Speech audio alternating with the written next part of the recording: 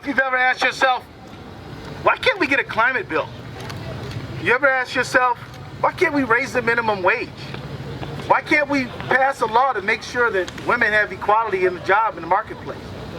Why can't we do all these things that need done? The American people find them popular.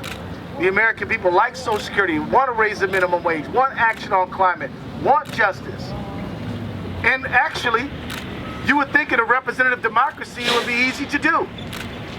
But we are lurching ever closer, particularly with this monstrosity of a decision today, toward being a plutocratic oligarchy. A nation of billionaires who fund willing pawns who will do their bidding in this capital of ours right across the street. But you know what? The last chapter has not been written. The last chapter has not been closed, because our superior numbers will defeat their superior dollars. And we will organize the people to overturn this, as we have overturned ugly decisions in the past, like Dred Scott, you know, like Plessy versus Ferguson. Ugly decisions in the past. The American people said, you know, we're not going to cry, we're going to organize. We're not going to lament and grieve, we're going to get together and overturn this mess that these people have created. This is not about democracy for the many. This is about democracy for the money over here. And you and I see these folks organizing themselves, these billionaires. You know, whether it's Ellison or the Koch brothers or this guy in North Carolina, Pope. You guys know this guy? Yeah. Oh, yeah. And you could probably chart up a whole bunch of these billionaires who just want to move American democracy around like it's pieces on a chessboard. But we got something to say about it. And we're going to organize all over this country. And we need people who will get in the streets.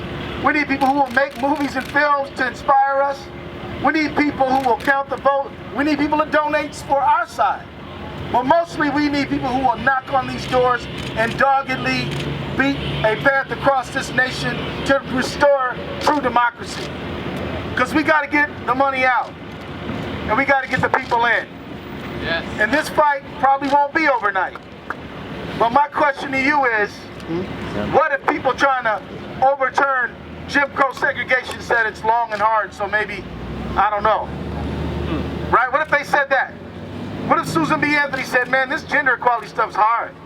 I don't know. What if people who are organizing for the right to collective bargaining said, you know, the odds are not in our favor? The fact is, this situation, more so than intellect and smarts, calls for grit and determination. Yeah. And all of us got some of that. All of us got some of that. Am I right about that? Yes. So I want you to know that everything Miles laid out is an excellent plan. We're fighting the John Sarbanes bill. It's to get the money out. It's to put the people in and kick the big dollar people out of there.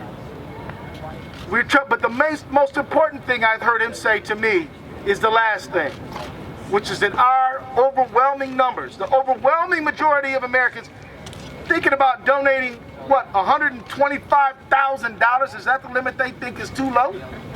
Something like that? Yeah. The overwhelming number of Americans, they much less donate that much money. They don't even make even half that amount of money. So this is all about the rich. Yeah. But we got to make it all about us, which is the American people. Let's fight this thing, you guys. We can do it. Money out.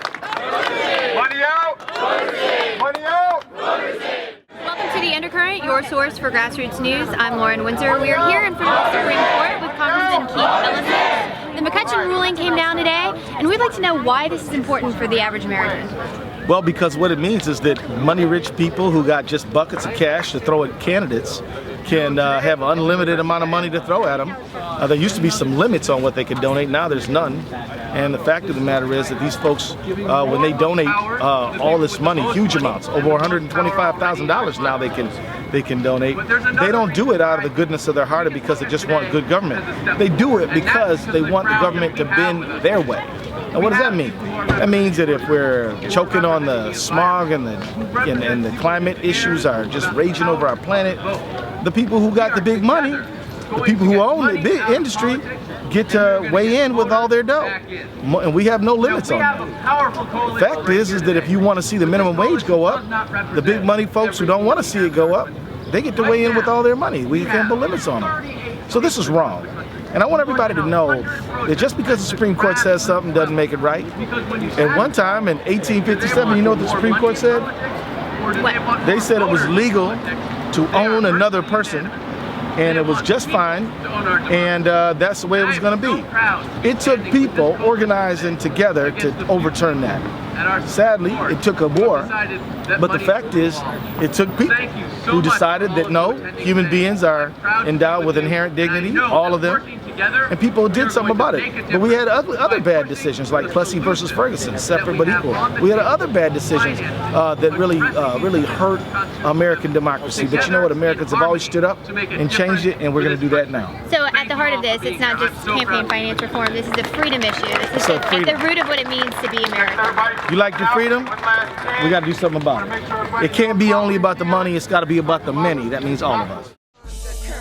Under the surface makes the mainstream get so nervous. It's time for purpose, for news to serve us, not with propaganda they use to hurt